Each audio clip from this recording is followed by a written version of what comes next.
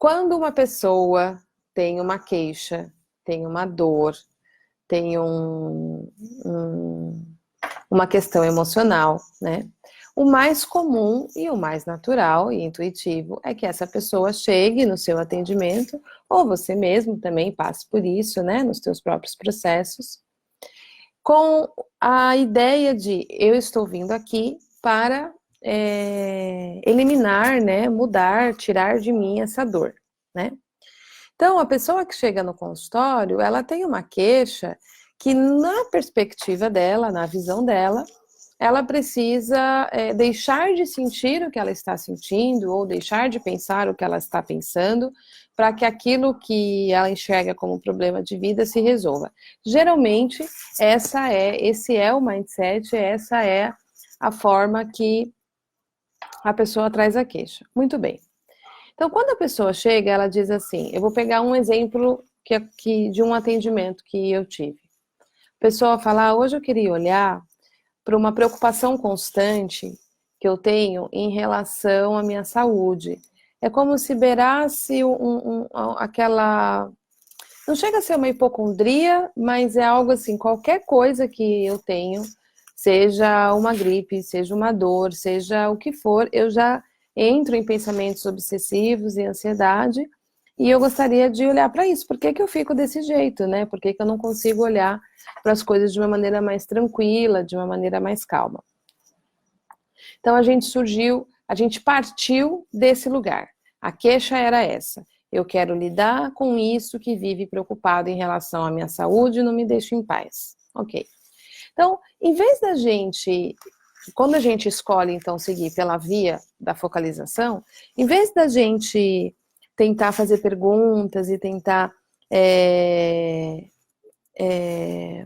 compreender de uma maneira interpretativa apenas aquilo que a pessoa está trazendo, a primeira coisa que a gente faz é, ok, eu estou ouvindo você dizer que algo em você está constantemente preocupado com a sua saúde. Isso em você se sente constantemente preocupado com a sua saúde. Talvez a gente possa, então, olhar e abrir um pouquinho de espaço para isso em você que se sente assim, né? Com a intenção de conhecer isso em você que se sente assim. Então, a primeira recepção que a gente faz para a queixa, né, a primeira fala que a gente dá para aquela queixa é: isso que você está trazendo é bem-vindo.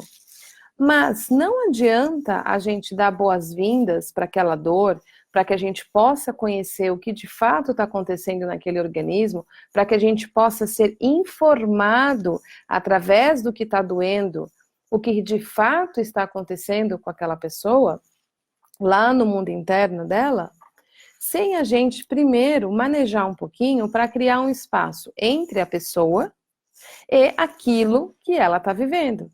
Então ela fala, eu vivo preocupada. Ela está então nessa fala nos informando que ela está fusionada com a emoção, com a sensação preocupação.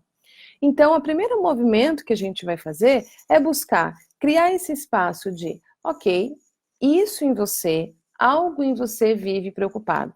E nós, eu e você, vamos passar um tempo aqui para que a gente possa conhecer um pouquinho mais isso em você que vive preocupado. Então, essa é a primeira coisa, é oferecer esse tipo de tranquilidade de tirar a pessoa do fusionamento com a queixa para um espaço de percepção em relação à queixa. Esse é o movimento zero. E aí, então, a gente vai querer ouvir um pouquinho como é a vivência disso nessa pessoa que tem aquela sensação, aquele sentimento, aquela dor, que é o que a gente está falando hoje, né? Esse caso específico, né, a pessoa trouxe isso, e aí a gente fez essa recepção, e a pessoa começou a oferecer, né, os convites para poder ouvir aquilo na pessoa que sente a dor, que sentia a preocupação, e aquilo deixou ela saber que vivia preocupado porque tinha muito medo que ela adoecesse, porque isso significava ela não trabalhar. E essa pessoa é profissional liberal, assim como nós, né? Profissionais terapeutas, psicólogos, coaches, a gente, na maior parte das vezes, somos profissionais liberais, Então, se a gente não está em atividade, a gente não tem remuneração. Então, isso nela já mudou um pouco o foco, deixou mais claro que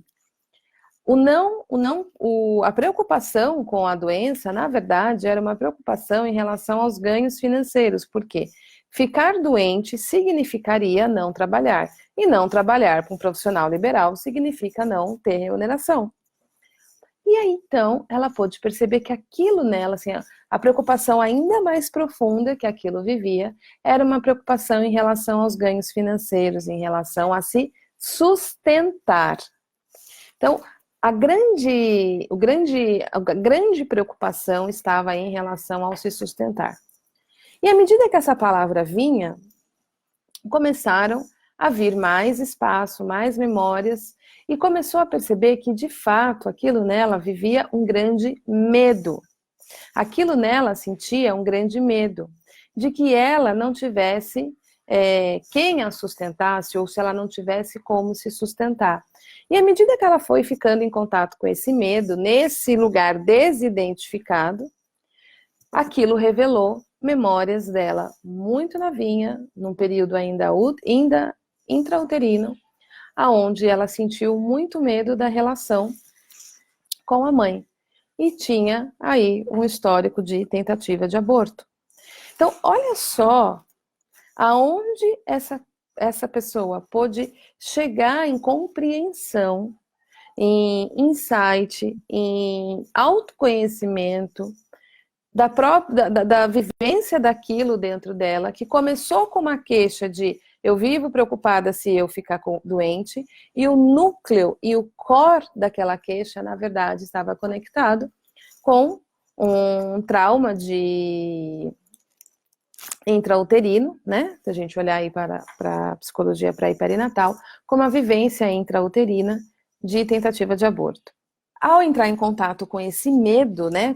Era um medo muito intenso, trazia tremores no corpo, né? Trazia uma vivência significativa, trazia lágrimas, trazia tristeza. E a gente pôde fazer companhia, acolher, dar espaço para toda essa vivência. Ela pôde ouvir daquela pequenininha, né? A gente vai simbolizar e metaforizar essas vivências, né? E aí aquilo nela, aquela pequenininha nela pôde dizer que ela queria apenas ser aceita. E aí a gente pôde estar com aquilo que tinha uma qualidade específica de aceitação necessária que precisava se completar. Esse era o movimento interrompido, a não aceitação, né? Vivenciada pelo trauma da tentativa de aborto. Quando esse movimento se completa, o organismo todo se reorganiza.